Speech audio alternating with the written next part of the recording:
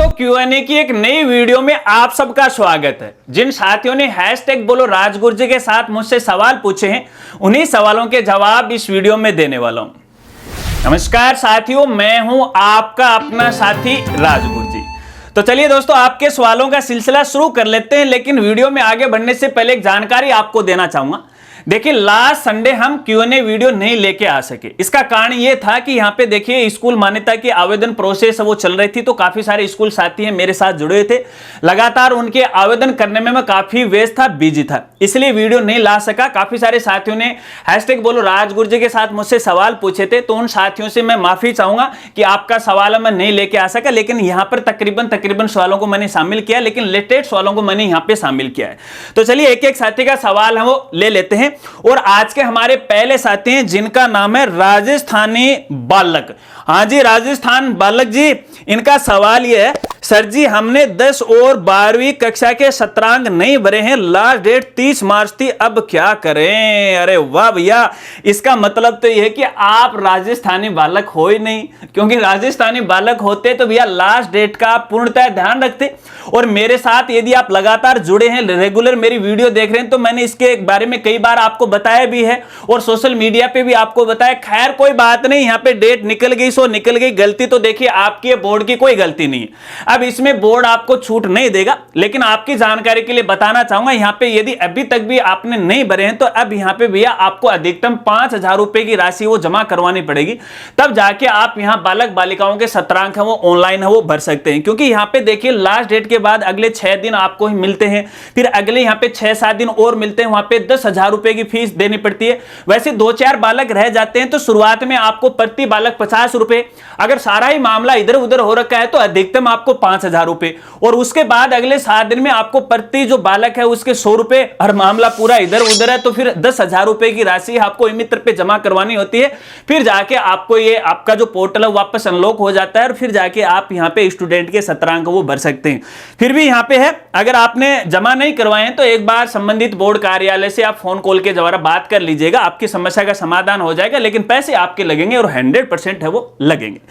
चलिए अगले साथी का सवाल लेते हैं, और पूछने वाले हैं चंदनवीर, और इनका सवाल यह है, सर हमने एफडी के पैसे की जरूरत ही क्या है, उसके लिए मान्यता सरेंडर करनी होगी, और क्या आप कुछ हेल्प कर सकते हैं इसमें? तो भैया देखिए, बात यह है आपको जरूरत नहीं है और ना ही डिपार्टमेंट को जरूरत है, क्योंकि ये जो एफडी वाला पैसा ना तो स्कूल के काम आता है और ना ही डिपार्टमेंट के काम में आता है। और इन पैसों का मजे कौन लेता है? बैंक वाला मजे वो लेता, फ्री में है, सबको बांट रहा है और वहां से वो इनकम है वो ले रहा है। हालांकि ये नियम तो मुझे भी सरासर गलत लग रहा है, लेकिन नियमों में रहते हुए अपने को काम भी करना पड़ेगा।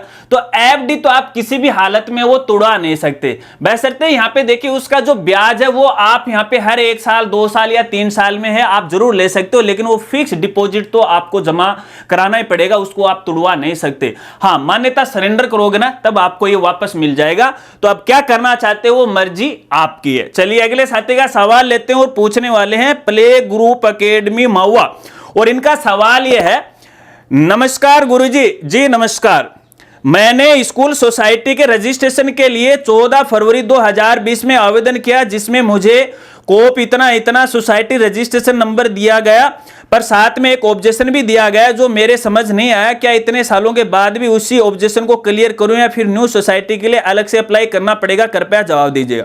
तो प्ले ग्रुप देखिए, मैं आपको कहना चाहूंगा उसी से ही आपको अपना ऑब्जेक्शन क्लियर करना है, क्योंकि आपने बीआरएन रजिस्ट्रेशन किया है, आपकी जो फाइल है वो राज्य सरकार पोर्टल पे बीआरएन से रजिस्ट्रेशन हो चुकी है। यदि आप किसी दूसरी एसएसओ आईडी में यहाँ पे जाओगे तो वो डुप्लीकेसी का है, आपको एरर है वो दिखाएगा। तो पहले वाली से कर दीजिएगा, इसमें किसी प्रकार की कोई दिक्कत नहीं आएगी। जो ऑब्जेक्शन डाला है, क्या डाला है, उसको क्लियर कर दीजिएगा, दोबारा वापस से सबमिट कर दीजिएगा। यदि नियमानुसार सही रहा तो आपका काम है वो पक्का ही हो जाएगा। अगर नहीं पता है तो भैया, अगर आप मेरे से करवाना चाहते हो तो हमारे चैनल की मेंबरशिप आपको लेना पड़ेगा, और इसके लिए आप हमारी वेबसाइट पे विजिट कीजिएगा, और मेंबरशिप लेने के बाद हम आपस में कॉल के द्वारा बात करेंगे, कोशिश करेंगे कि आपकी समस्या का जल्द से जल्द है वो समाधान करवा दे। चलिए अगले साथी का सवाल लेते हैं, और पूछने वाले हैं यूजर इतना। इनका सवाल यह है, गुरुजी प्रणाम। जी प्रणाम, मेरी बेटी का लास्ट ईयर आरटी में एडमिशन हुआ था, उसके बाद मेरी गवर्नमेंट जॉब आई, सर अब कहाँ क्या है, कहने को तो गवर्नमेंट जॉब है बट अभी 2 साल प्रोबेशन पीरियड में सैलरी ओनली 13,400 यानी 1,60,000 सालाना है।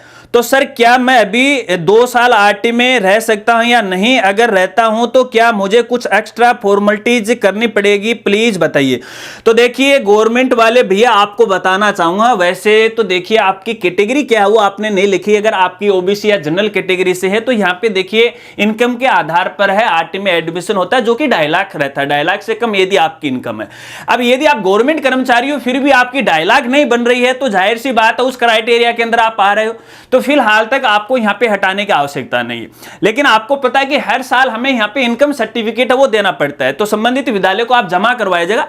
लेकिन आपको मैं ये भी कहना चाहूंगा यदि किसी भी सोर्स के माध्यम से, किसी भी सोर्स के माध्यम यानी पूरी आपके परिवार है ना उसकी यदि इनकम 2.5 लाख से ज्यादा जा रही है, केवल आप अपनी इनकम में समझिएगा, उसमें आपके परिवार के भी हैं, आपकी खेती बाड़ी का भी पैसा है ना, वो सारा कुछ उसके अंदर शामिल होता है, जितने भी मेंबर हैं उनके, तो फिर तो यहाँ पे आपको दिक्कत आएगी। फिर आप उनको ही बोल दो कि भैया मेरी तो 2.5 लाख से ज्यादा है, इसको खारिज कर दो आप, ठीक है ना, अन्यथा बाद में बड़ी समस्या आएगी, साथ साथ में स्कूल वालों को भी आएगी, है ना, जांच के लिए, क्योंकि बहुत सारे ऐसे केसेस सामने आ रहे हैं, लगातार यहाँ पे है पैसे उठाए जा रहे हैं, अब विभाग ने वापस उससे छीन रहा है, दे दो ये तो आपने है ना ऐसे ही आपने पैसे ले लिए हैं शिक्षा विभाग से या राजस्थान सरकार से, तो समस्या आएगी। देख लीजिएगा 2.5 लाख से कम है तो आपका काम चल जाएगा, लेकिन जब 2.5 लाख हो जाए तो ये काम आप कर लेना। चलिए अगले साथी का सवाल लेते हैं और पूछने वाले हैं कोमल 308, और इनका सवाल यह है, सर मैंने 1 साल का डोप लिया है और मेरे 2023 में 84.40 बने थे, तो क्या मुझे स्कूटी मिल सकती है क्या, प्लीज बता दीजिए। तो कोमल मैं आपको बताना चाहूंगा, देखिए इतनी तो आप भी पढ़े लिखे हो, क्योंकि नियम ये रहता है कि आप स्कूटी योजना के लिए पात्र हो तो रेगुलर आपको आगामी कक्षा में यानी कॉलेज में आपको रेगुलर पढ़ाई करनी पड़ती है और इसका एक सर्टिफिकेट भी आपको देना पड़ता है। अब 1 साल आपने ड्रॉप कर दिया तो इस साल आप स्कूटी के लिए आवेदन नहीं कर सकते, क्योंकि आवेदन जो प्रोसेस है वो कब की ही कंप्लीट हो चुकी है, अब तो नए वाले सेशन की आवेदन प्रोसेस है वो लगेगी। अब तो भैया कोमल आपको यहाँ पे स्कूटी नहीं मिलेगी, पैसे लेके अपने जाओ और स्कूटी चलाओ। चलिए अगले साथी का सवाल लेते हैं और पूछने वाले हैं MLV स्टडी, और इनका सवाल ये है, सर जी मैंने नवीन मान्यता का फॉर्म फिल कर दिया और 5,000 का चालान भी कटवा दिया, इसके आगे की क्या प्रोसेस है बताओ सर जी। कौन नहीं बताऊं, क्योंकि भैया ये बात बहुत लंबी होती है, एक छोटी सी वीडियो में नहीं बताई जाती, और वैसे भी हमारी जो मान्यता वाली वीडियो ना उसके अंदर मैंने सारी प्रोसेस बताई है A से लेके Z तक, शुरू से लेके लास्ट तक, तो उनको आप समझ लीजिएगा। फिर भी अगर आप पूछना चाहते हैं तो भैया देखिए कॉल के द्वारा संपर्क करना चाहते हैं तो हमारे चैनल की मेंबरशिप है वो तो आपको लेना पड़ेगा। चलिए अगले साथी का सवाल लेते हैं और पूछने वाले हैं सूरज सिंह शेखावत, और इनका सवाल ये, सर हमारे विद्यालय में कुछ बच्चे आरटी में कक्षा 8 में अध्ययनरत हैं, वह बच्चे जब प्रमोट होकर अगले सत्र में कक्षा 9 में जाएंगे तब बालिकाओं का इंदिरा निधि योजना या बालकों का फीस के पुनर्भरण का प्रोसेस क्या रहेगा, कौन सी तिथि पर यह कार्यवाही करना होगा, कृपया विस्तृत जानकारी दे सर, धन्यवाद। तो भैया सूरज सिंह मैं आपको बताना चाहूंगा, वैसे तो देखिए मैं जानकारी आपको देता ही रहता हूं, लेकिन आप सुनो तो सही ना, लेकिन सुन नहीं पा रहे। जब आपके सामने समस्या आती है ना तब आप राजगुरु जी की तरफ वो भागते, और कुछ तो साथी ऐसे हैं वीडियो तो देखते ही नहीं है, सीधा मेल करते हैं, इंस्टाग्राम पे आते हैं और मुझे पता चल जाता है कि भाई ये वीडियो नहीं देखता, फिर भी बोलता नहीं राजगुरु जी मैं तो रोजाना आपकी वीडियो देखते। अरे रोजाना ये वीडियो देखते तो आपके सामने समस्या आती नहीं। फिर भी मैं आपको कहना चाहूंगा, देखिए पहले शुरुआत में जो इंदिरा महिला शक्ति योजना ये चली थी तो उसके लिए आवेदन विभाग के द्वारा मांगे जा रहे थे, लेकिन पिछले साल से यहाँ पे आवेदन प्रोसेस बंद कर दी है, क्योंकि अपने राजस्थान में एक स्कॉलरशिप का जो पोर्टल है या सर्विस है या जो व्यवस्था है वो लागू की गई है, जिसके अंदर बार बार जो भी बालक बालिकाएं जिस भी सरकारी योजना के लिए पात्र हैं उनको बार बार हर साल आवेदन भरने की कोई आवश्यकता नहीं है। केवल आपका जो जन आधार है, आपका जो आधार कार्ड है उसके जरिए ही सारा डेटा है विभाग के पास है वो पहुंच जाता है। तो ऐसे में मैं आपको कहना चाहूंगा, आप अपने PSP पोर्टल के ऊपर या फिर शाला दर्पण पोर्टल के ऊपर जो बालक बालिका है उसका जो आधार नंबर नंबर है और उसका जन आधार नंबर है वो जरूर अपडेट कीजिएगा। जैसे वो अगले साल अगली क्लास में जाएगी, नियमों में के दायरे में आएगी, तो ऑटोमेटिक उसका फॉर्म भर जाएगा। क्योंकि यहाँ पे आरटी का जो मामला रहता है वो 1 से 8 तक रहता है, तो 8 तक का जो पैसा है वो तो स्कूल के खाते में आता है, और बाकी आगे ये जो योजना है इसका पैसा डायरेक्ट अभिभावक के खाते में जाता है, न कि स्कूल साथियों के बारे में। और जैसे जैसे अपडेट आएंगे तो आगे भी आपको मैं बताता जाऊंगा। चलिए अगले साथी का सवाल लेते हैं, और साथी का नाम है एजेन 2028, और इनका सवाल यह है, सर अगर मैं आपके चैनल की 199 वाली मेंबरशिप ज्वाइन करता हूं तो आप कितने दिन बाद मुझसे कॉल पर बात कर लोगे? तो एजेन भैया मैं आपको बताना चाहूंगा, देखिए हमारे चैनल की जो 199 वाली मेंबरशिप है ना, उसके जरिए मैं कोई कॉल पे बात नहीं करता हूं, पहली बात तो, क्योंकि ये केवल यहां पे सपोर्ट के लिए मेंबरशिप मैंने रखी है। अगर किसी साथी को ऐसा लग रहा है कि हाँ राजगुरु जी की वजह से हमारी मदद हो रही है, हम हमारा सारा काम है वो समय पे कर रहे हैं, तो आप है मुझे थोड़ा सा वो अपने बोलते हैं दान दे सकते हो, चंदा दे सकते हो, ठीक है ना, जिससे मेरी भी हेल्प है वो हो जाती है। अगर आपको कॉल के जरिए बात करना है तो इसके लिए हमारी वेबसाइट पे विजिट कीजिएगा, हमारे चैनल की मेंबरशिप लीजिएगा, वहां पे 1 टाइम 4 टाइम 2 मेंबरशिप मैंने रख रखी है, जो आपको अच्छे लगे वो कर लीजिएगा, और उसी के जरिए अपन फोन कॉल के जरिए वो बात कर सकते हैं। चलिए अगले साथी का सवाल लेते हैं, और पूछने वाले हैं राहुल, ये क्या लिख दिया भैया, बहुत बड़ा नाम है यहाँ पे, राहुल अरोरा इंडियन, चलो कोई बात नहीं। इनका सवाल ये, नमस्ते सर जी, नमस्कार, मैंने पहले भी बोलो राजगुरु जी पर आपसे सवाल किया था पर आपने जवाब नहीं दिया सर, अब लास्ट डेट भी आने वाली है sir, please help me sir. मेरा सवाल ये है कि मैंने समाज कल्याण वाली स्कॉलरशिप का फॉर्म भरा था, लेकिन उसमें कॉलेज का नाम गलत भर गया और कुछ डिटेल भी गलत भर गई। अब सर वो सही कैसे होगी या उसे चेंज कैसे करें? साल लास्ट डेट भी आने वाली है sir, please help me sir. मैंने जन सूचना पर भी कंप्लीट करवा दी, और जो कॉलेज में गलती से फॉर्म फॉरवर्ड हो गया उनसे भी बात कर लिए, कुछ नहीं हुआ। प्लीज सर आप ही कुछ कराए, please help me sir, please help me sir. अरे भैया राहुल भैया, मैंने तो बताया था, आपका सवाल आया था, आप गलत बोल रहे हो, लगातार वीडियो नहीं देख रहे हो मेरे आप। तो भैया देखिए गलती तो आपकी, अब स्कूल वाले या सॉरी कॉलेज वाले अगर नहीं मान रहे हैं तो देखिए क्या होता है, जब आप आवेदन करते हो तो सबसे पहले कॉलेज की आईडी पे हो जाता है, तो एक बार वहां से रिवर्ट करवा लो ना, उनसे रिक्वेस्ट करो कि आप एक बार खोलो तो सही आईडी, उसको वापस रिवर्ट कर दो।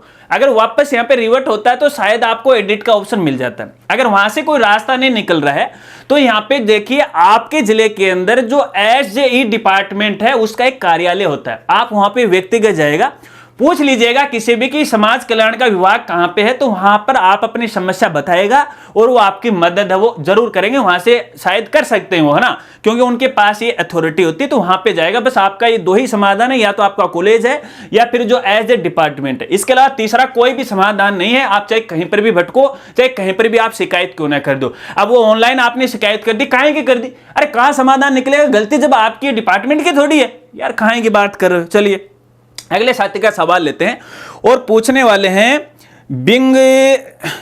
बिंग अंगरास फाउंडेशन है क्या, जंगरास फाउंडेशन जो भी है यार, एक साथ बोल देते हो तो शब्द भी का उच्चारण भी सही नहीं निकल रहा मेरे से। इनका सवाल ये है कि सर काली बाई स्कूटी योजना का आगे का स्टेटस बताओ, लिस्ट में नाम आने के बाद क्या करें, डिटेल वीडियो प्लीज।